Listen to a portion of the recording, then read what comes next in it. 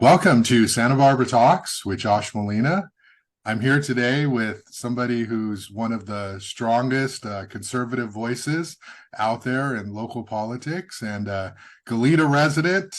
We both live in the good land, and we're going to have a great conversation today about what's going on with the March primary and our county supervisorial elections, and talk maybe a little bit about nationally and some of those candidates running for president. Justin Shores, always appreciate having you on the show. How are you doing today? Doing fine. Got a little bug, so my voice is a little scratchy, but I think Yeah, it's going around. yeah. It is December. It is winter, and stuff happens. So, let's dive right in, Justin, and talk about the Santa Barbara County Supervisorial contests. And I want to just sort of get your view. You're somebody who's been politically active, politically involved. You've spoken out, school boards, various local governments, and you have, strong views, passionate views, and you're in touch with all these people. And I wanted to just kind of have a conversation about that. Big news is the third district supervisorial race. We've got incumbent Joan Hartmann looking for another term. And we've got a conservative Republican candidate, Frank Troise, who's got a lot of money, I hear, and he's going to run, and he's ready to take on the incumbent. And then out of nowhere, Lompoc Mayor Jenelle Osborne has decided to run for the office too. What's your view on this contest? How's it shaping up? Well, I think we still have a few more hours today too, and I heard there's some rumors of possible other people joining that race, which would make it really interesting to watch because that would then split the votes even more. Wow.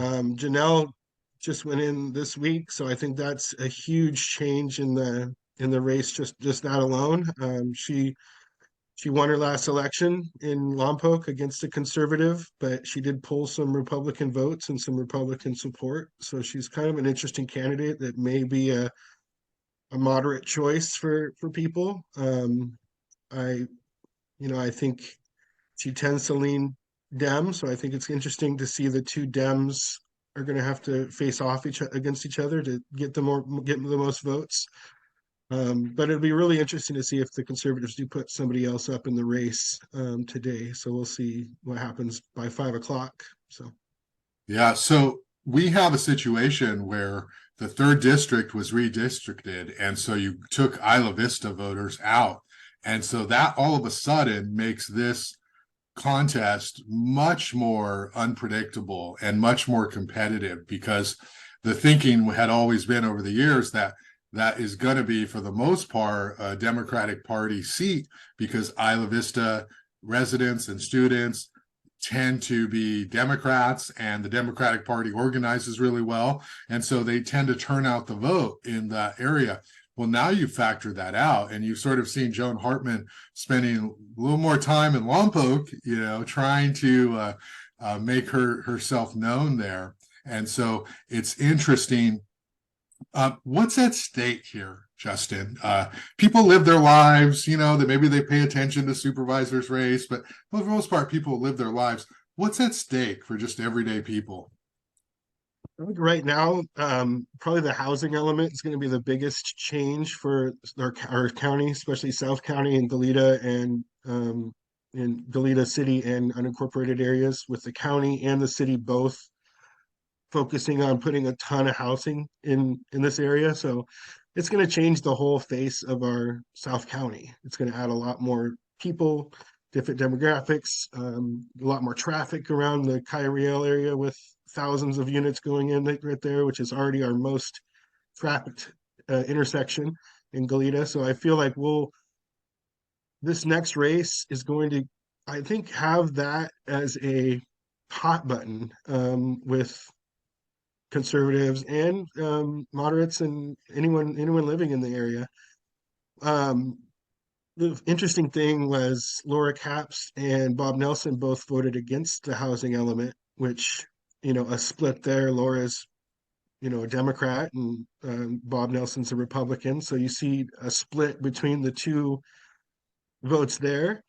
The fourth district candidate or district supervisor, Lavigninos, tends to vote very liberal. He does not vote very conservative. So even though the conservatives are focused on three being, the potentially the position to get power in the county, I think four needs to be looked at, and or five, which is Steve. But Bob Nelson's got a really interesting race where he's going to have to campaign pretty hard to win his race because he's got a Democrat activist who's very active and has connections that he's got to face off now. And I think that the big thing that conservatives didn't see was at the very end of redistricting. I was a big part of it. At the very end, they took out some chunks of 5 and 4, even though we cut out Isla Vista. There was a big water rights move right at the end, and then they ended up chunking into 4 and 5 to get, to secure those supervisor districts a little bit more. So as much as what seems like a win for the conservatives, it hurt us in some ways too. I think especially District 2 will never be winnable. It's like 70% Democrat now. So we just gave away that. We put all Isla Vista into an already packed district, which in my opinion, I would rather have them all closer to 50-50. That way Yeah. we have some better races and we have some more competition, and we don't have things like where we don't even put up a candidate like we did like when Laura ran. So that I think hurt us as much as it helped us when it comes to long-term Mm. voice in the county. It is interesting though to see the votes switching up, people voting differently than what you'd think. So it's, District 3 is a big focus point for us, but I think District 4 is going to be also a really important race for the Republicans to put their resources into, just to make sure Bob Nelson does get elected again. He's and not everyone will agree with every decision that he's made, but he's been a very good representative. He chaired the supervisor board during COVID and did an excellent job. Kept us from going too far, I believe. So Yeah, there's something to be said for an honest, straightforward, just tells you what he thinks kind of elected official. They seem to be few and far between. And Bob yeah, I Nelson. really like Bob. I don't agree with everything he's done vote wise, but I really like him as a person. I think he represents us well.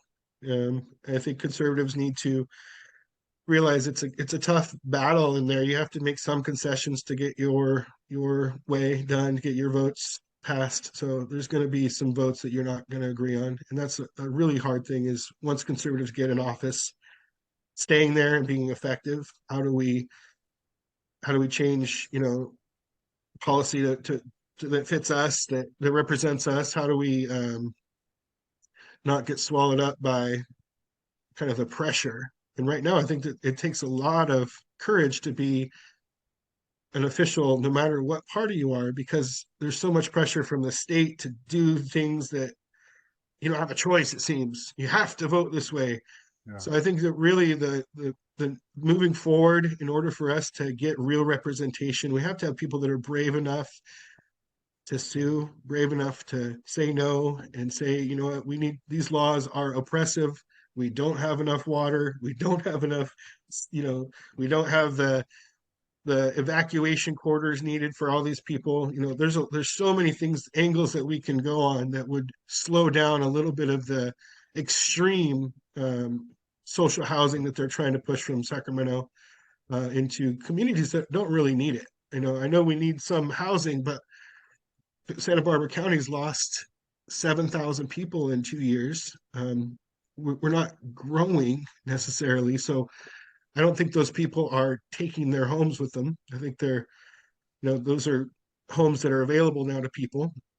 So the bottom line is, I think the states, going full forward on housing. I think local officials need to be the ones that really pull the brakes on it and make the right decisions. There's obviously needs, but we shouldn't force ourselves into just because, there's so much pressure at the state level. We have to be brave. Yeah, well said. And I think, the other part of that conversation, the other layer is, like Laura Capps is for housing, but what bothers her is the concentration of housing in Goleta Valley, in like by the Glen Annie Golf Club, and these areas where Goleta's already built the most housing on the South Coast. And so I think she's looking at what's equitable and how do you distribute it more along the South Coast, and why isn't the county doing more with its sort of land? And so and that other thing is affordability, right? This new housing that's going in is not going to be affordable to most people, yet you have these liberal, so-called progressive supervisors who say housing, housing, housing, when they know this housing is not going to be for the people who need it the most, So I think there's those multiple layers. Justin, I want to ask you about the third district, going back to that. Frank Troise is a conservative Republican candidate. Not a lot is known about him, and I have not interviewed him. All I hear is, oh, he's super rich, lives half time in Singapore, or has lived, is here. I've heard sort of these, little items about him. Can he beat Joan Hartmann based off of your political analysis, just looking at it today? So today, I would say no. He's got a lot of time, but right now, I don't think he's reached out to the people he needs to reach out to.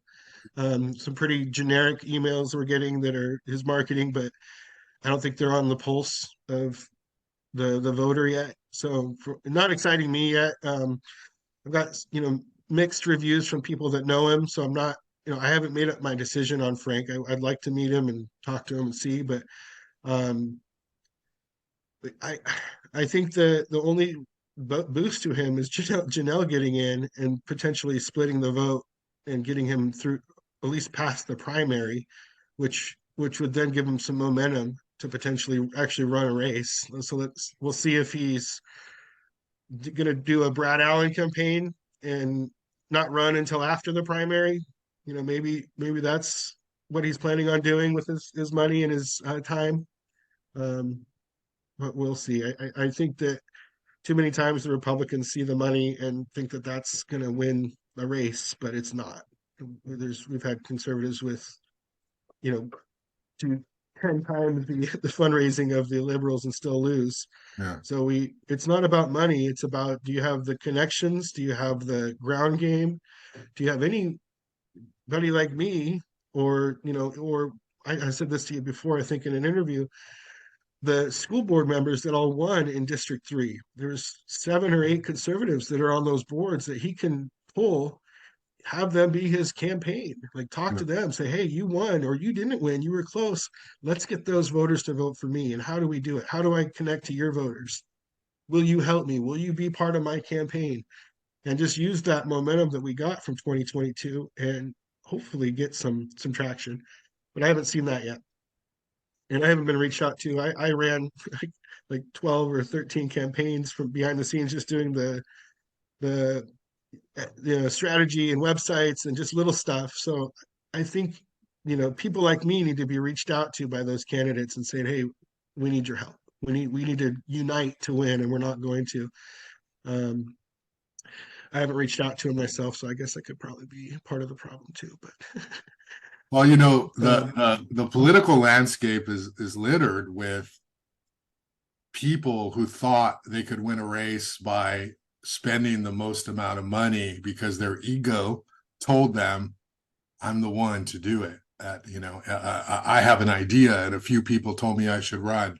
And that's such a fool's game, because you absolutely cannot win with, millions of dollars in a campaign if you do not resonate with the voter, if you're not likable yep. with the voter, and if you don't have a strong message. You just can't do it. You can buy KUIT ads, you can send mailers, you can have walker, you can do all of that. But if people don't think you are a local or know you, and not talking about Frank here, but just in general, any candidate, it doesn't matter. You'll get a few more votes, of course. The more you put out, you will get more votes than you would have had not. But so many candidates make the mistake of thinking that I can buy my way into an office. Somebody like Donald Trump, right? He'd been on TV for 30 years. Like everyone knew him, and everyone like at the time like liked him. Like what a goof, what a fun guy, what a crazy, weird goofball who's like, got this television show. Let's vote for him, like that is why he won. It wasn't just, because he had all this money, So people make that mistake too often. I had Bobby McGinnis, the chair of the party, on my show, and we talked about various things. What is your view of the overall the Republican Party right now? Is it cohesive? Does it need a change? Is it fractured?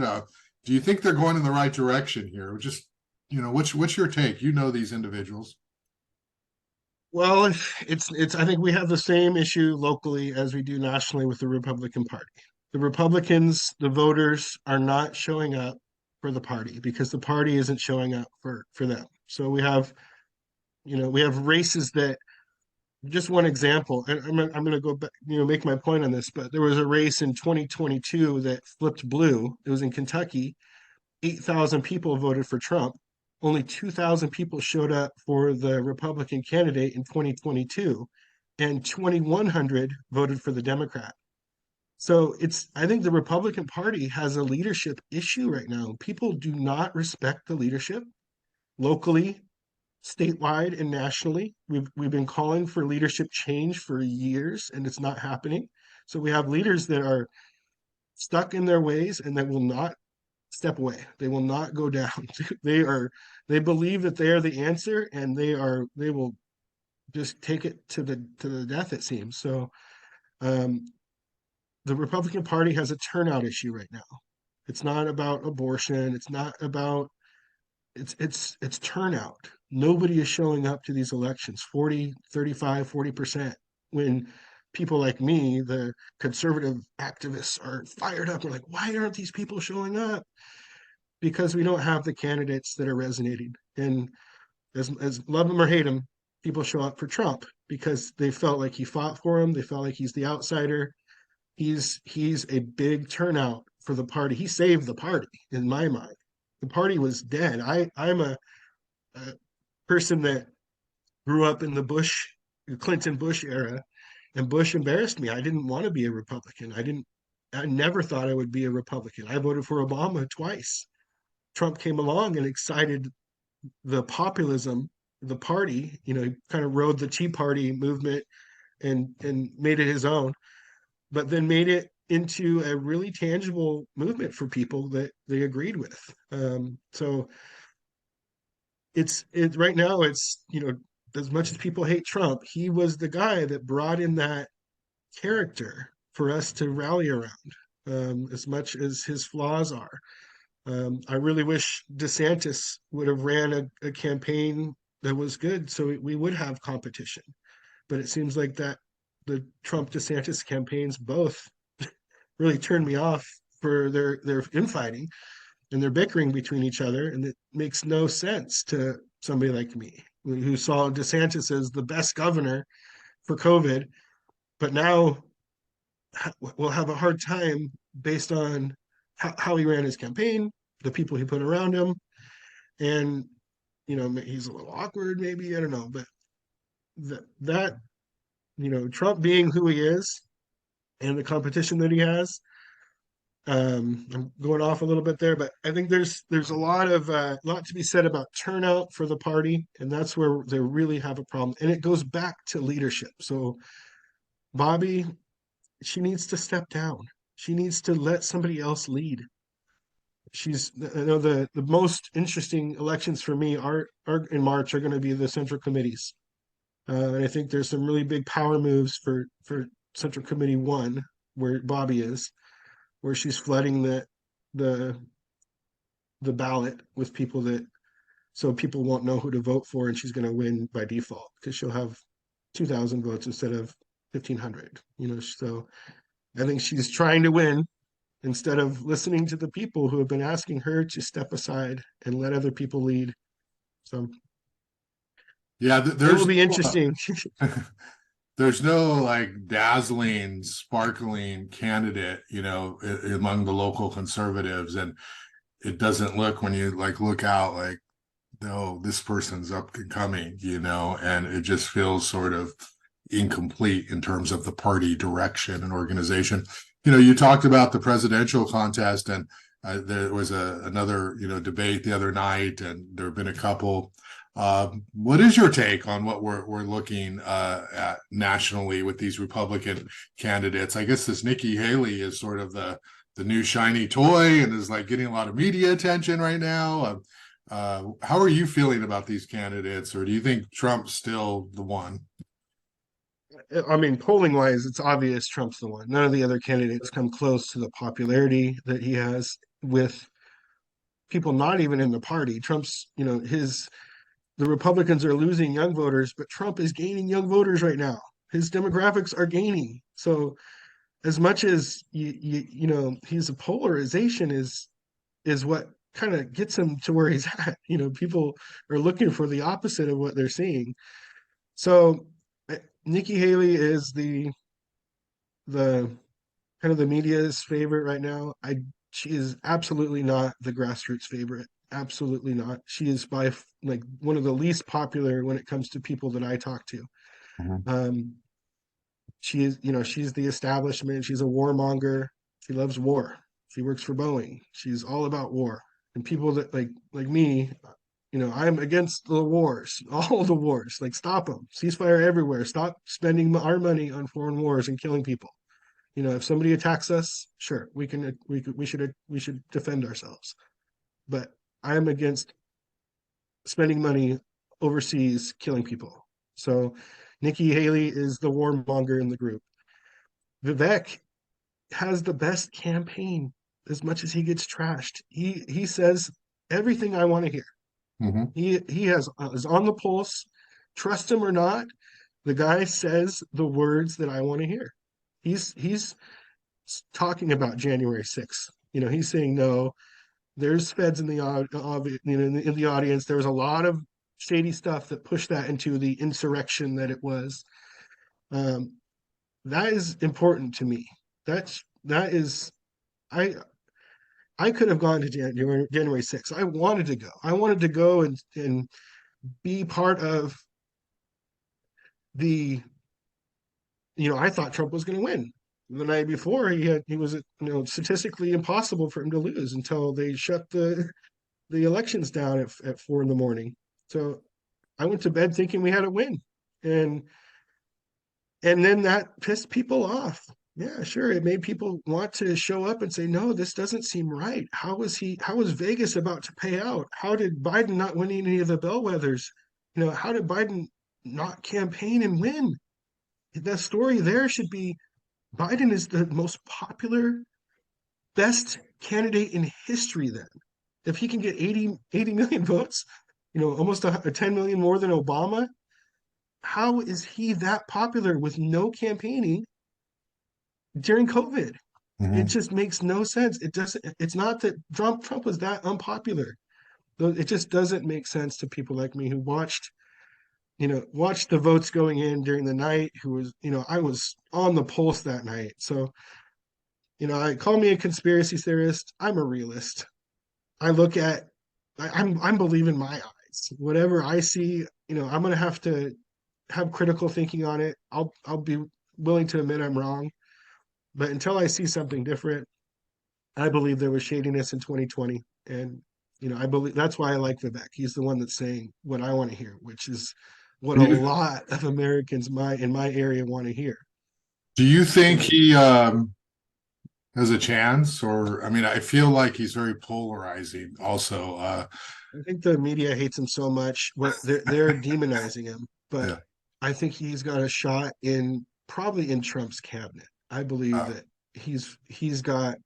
he will probably work for Trump after this because of his willingness to speak what he says. So I believe he's earned his place in whoever does win the nomination. Even DeSantis, I would love to see DeSantis and Vivek get together because I think that would have been hard for Trump to beat. If DeSantis was messaging like Vivek, he would have a lot of people saying, yes, you're the man. You not only were you a proven governor, we've seen your policy in play, but you're saying the right things too, and you're running a campaign that people want to get behind.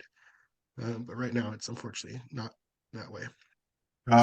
We're gonna do 30 minutes here, short and sweet, and I want to ask you one more question. Robert F. Kennedy Jr., he had a lot of media attention maybe 6 months ago, and he was on every podcast, not like local, like he was never on any like broadcast TV, but he was doing all of the like new media stuff.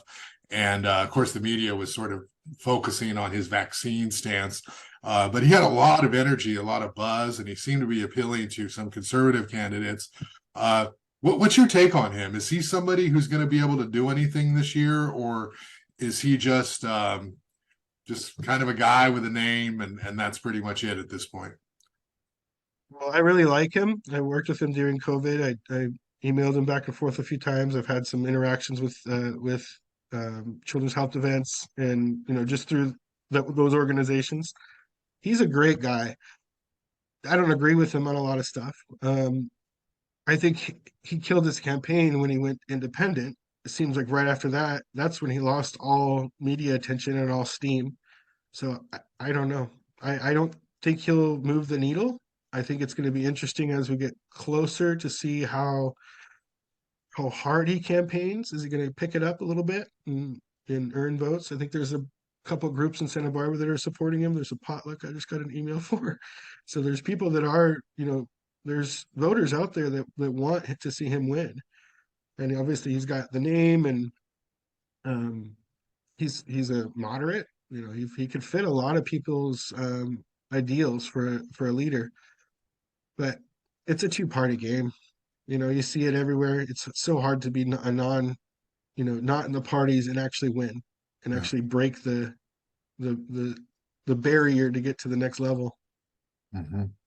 Yeah, we're never going to have a Jesse the Body Ventura ever again, who can just Yeah, come out of nowhere and have all the wrestling fans vote for that him. was so And lucky. Yeah, that was an anomaly. But I think that there's something to be said there about the people like Jesse the Body Ventura. I mean, it's funny to see Conor McGregor talking about running for the president of Ireland yeah, because he would get a lot of votes, yeah. but also be polarizing. So people like that, I like the fact that some of those people do dip into politics because I believe it's important. I think people going away from politics and ignoring it is why we're where we're at.